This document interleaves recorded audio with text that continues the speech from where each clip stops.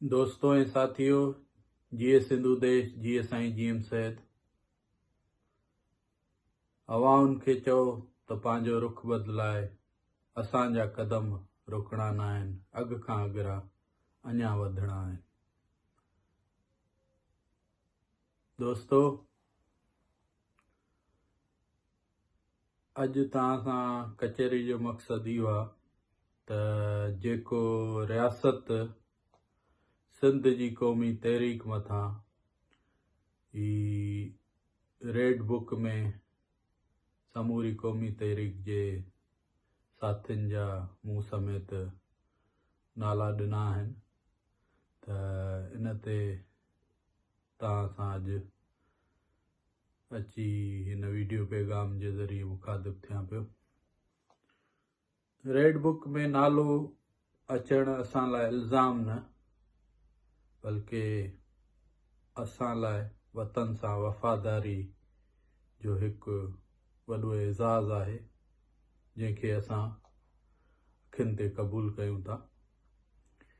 रियासत जा इहे पहिरियां बि माज़ी खां वठी करे हींअर ताईं सख़्तियूं, धमकियूं, टार्चर सेल, फैमिलियुनि खे धमकियूं, फैमिलियुनि मथां केस, असां मथां केस, ऐं इहे जेके टार्चर सेलनि में क़ौमी कारकुननि खे गुम करणु, ऐं इन्हनि सां असांखे न अॻु को फ़र्क़ु पियो आहे, न को हाणे फ़र्क़ु पवंदो।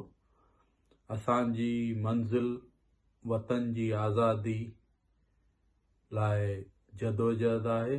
सिंधु देश जी आज़ादी, सिंधु देश जी बहाली लाइ जेकी जदोजहद कयूं पिया, उहा अञा अहिड़नि इल्ज़ामनि खां पोइ अञा तेज़ थींदी।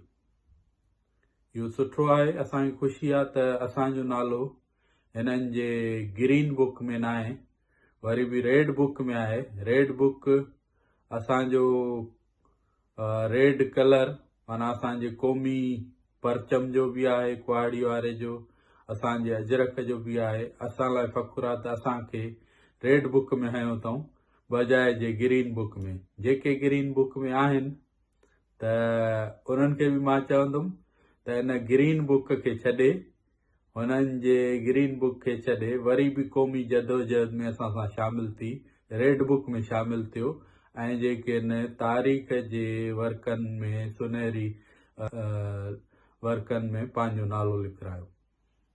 त ही जेके आहिनि सोचण जी ॻाल्हि आहे त माज़ी में त ख़ैर असां ते जेके आहिनि केस, टार्चर सेल, जेलूं, नज़रबंदियूं, मफ़रूरियूं, इहे त असां जो हिसो रहियूं आहिनि। क़ौमी तहरीक में 29 साल 30 साल थिया आहिनि, त इहे जेके सख़्तियूं, टार्चर सेल भोॻींदा अचूं था, हीअ असां लाइ को रेड बुक में नालो अचणु त असांखे को फ़र्क़ु ई नथो पए ऐं हिन जो त रेड बुक में नालो ॾियनि। ॻाल्हि सम्झण जी इहा आहे त सिंध जी क़ौमी तहरीक जे जेके ॿाहिरि वेठल आहिनि, जेको थोरो घणो जेको बि वितवसार जेको कमु कनि पिया, उन्हनि जा ई नाला छो ॾिना विया आहिनि। ऐं अॼु मां तव्हांखे क्लियर कयां थो त ॿाहिरि जी हिन जदोजहद में 2 साल थिया आहिनि, जंहिंमें GSN फ्रीडम मूवमेंट तरफ़ां असां जेके आहिनि इहो प्रोटेस्ट बि कया आहिनि मिसिंग पर्सन्स जे मामले ते। उहो जेके आहिनि इंटरनेशनल डेज़ ते 3 अगस्त ते बि करण वारा आहियूं। उहो लास्ट ईयर बि कयो, इन खां पहिरीं बि ह्यूमन राइट्स वायलेशन डे ते ब्रिटिश पार्लियामेंट में बि वञी आवाज़ उथारियूं था, सिंध जो केस भरपूर नमूने रखूं पिया। ऐं ताज़ो ई यूनाइटेड नेशन में जेको आहे चिट्टो आज़ादी जो क्लियर मौक़िफ़ रखियो आहे, त ही उन जो रिज़ल्ट आहे त असांजो त कमु अञा तेज़ थींदो। ही रेड बुकनि जी फ़र्क़ु परवाह न आहे। इहो भले जेके आहिनि असां त इन राह में जेके आहिनि शहीद थियण आया आहियूं, ऐं जेके आहिनि असांजा बच्चा सभु वतन तां सिंध तां क़ुर्बान आहिनि। त सम्झण जी ॻाल्हि इहा आहे त सिंध जी क़ौमी तहरीक मां जेको बि क्लियर चिटो मौक़ुफ़ वतन जी आज़ादी जो रखे थो त उन खे रियासत टारगेट बणाए थी।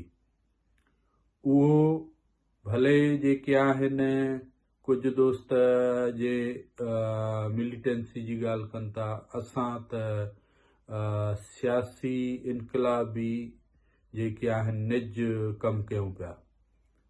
जिनीवा बि वञूं पिया, प्रोटेस्ट ब्रिटिश पार्लियामेंट में बि वञूं था, 10 डाउनिंग स्ट्रीट हिते बरतानिया जे वज़ीर आज़म जे उन जे घर जे अॻियां बि एहतिजाज कयूं था। ऐं माना इंटरनेशनली जेको बि आहे सफ़ारतकारी जो कमु सिंध जी आज़ादी लाइ सिंध जी क़ौमी तहरीक तरफ़ां कयूं पिया।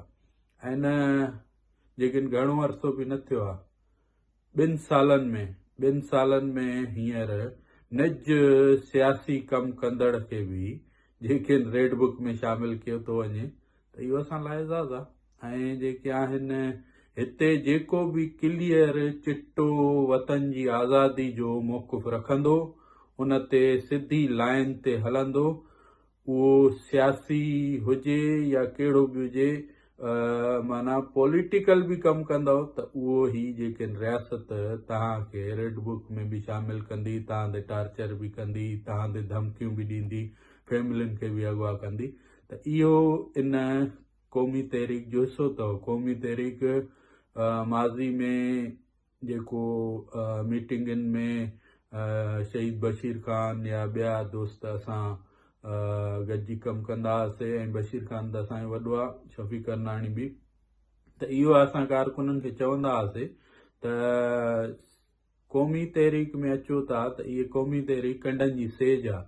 त कंडनि जी सेज मतिलबु सियासी कमु बि कंदव न त ॾिसो इन जा रिज़ल्ट मिल।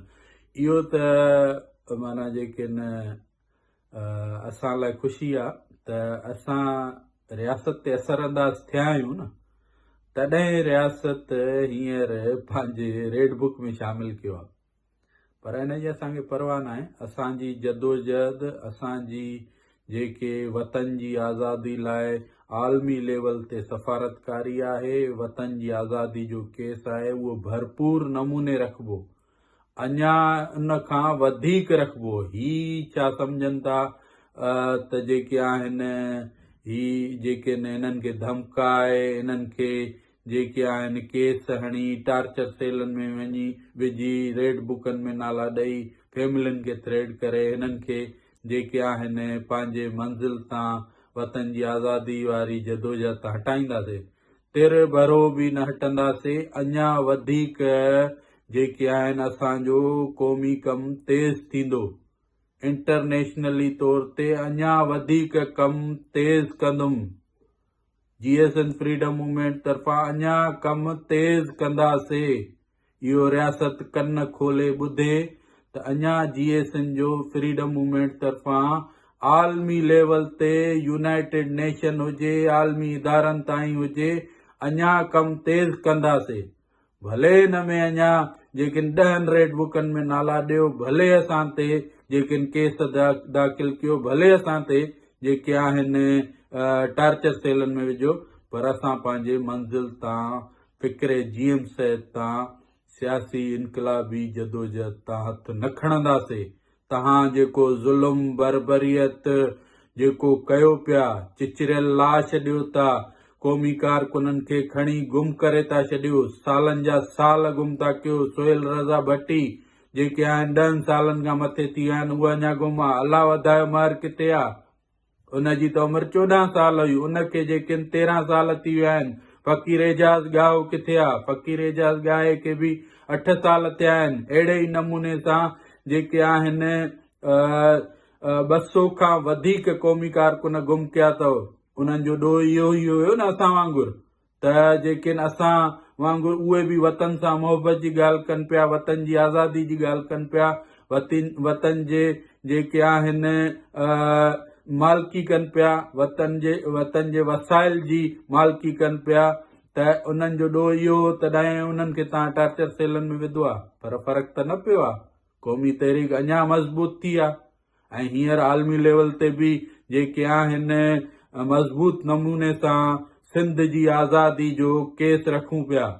असां त यूनाइटेड नेशन में चई आया हुआसीं, यूनाइटेड नेशन खे इहो असां चई आया हुआसीं पंहिंजी जेके आहिनि सेशन में त जेके आहिनि सिंध जा माण्हू हिन फाशिस्ट कातिल रियासत सां रहणु नथी चाहे, इन लाइ सिंध में रेफरेंडम करायो वञे त सिंधी माण्हू कंहिं हिन पाकिस्तानी रियासत सां तयारु न आहिनि हलण लाइ, बलोच तयारु न आहिनि, पश्तून तयारु न आहिनि। असां जेके आहिनि अञा इन्हनि शयुनि खे मज़बूत कंदासीं। जेको ही अप्रेज़ नेशन जो असां हिते सिंधी, बलोच, पश्तून, जम्मू कश्मीर, गिलगित बल्तिस्तान जा जेके जेके आज़ादी पसंदि आहिनि उन्हनि खे गॾायूं पिया ऐं अञा इहो कमु वधीक तेज़ ॾिसंदव। ऐं असां तव्हां जेके ज़ुल्म कयो था इहे सभु जो सभु असां यूनाइटेड नेशन में अञा मज़बूत नमूने रखंदासीं, अञा आलमी लेवल ते मज़बूत नमूने असां कमु कंदासीं। दोस्तो, कचहरियूं वधीक जारी सारी रहंदियूं। ही अहम हिकिड़ो इशू हो, इन ते जेके मौक़ुफ़ ॾियण सिंध जी क़ौमी तहरीक तरफ़ां जेके आहिनि हिकिड़ो क़ौमी फ़र्ज़ सम्झुमि, इन लाइ अची तव्हांखे तकड़ में जेके मौक़ुफ़ बि ॾिनुमि ऐं वधीक कचहरियूं जारी सारी रहंदियूं ऐं जेके इन ते वधीक तव्हां सां जेके ख़्याल बि वंडबा, तव्हां खां सलाहूं बि वठबियूं ऐं तव्हां खां जदोजहद जे ख़ासि करे मां नौजवाननि खे बि अपील कंदुमि जेके नौजवान कॉलेजनि में पढ़नि था, यूनिवर्सिटियुनि में पढ़नि था, त उहो अचो, असांजा हथ मज़बूत कयो। असां तव्हांखे वतन जी आज़ादी वठाए ॾींदासीं, वतन जी आज़ादी जी जदोजहद खे हिकु नओं रुख, नवां लाड़ा ॾींदासीं। अचो, शामिल थियो त जीअं हिन फाशिस्ट रियासत मां जान छॾाए वतन खे आज़ादु करायूं। जीअं सिंधु देश, जीअं साईं जीम सर। महिरबानी।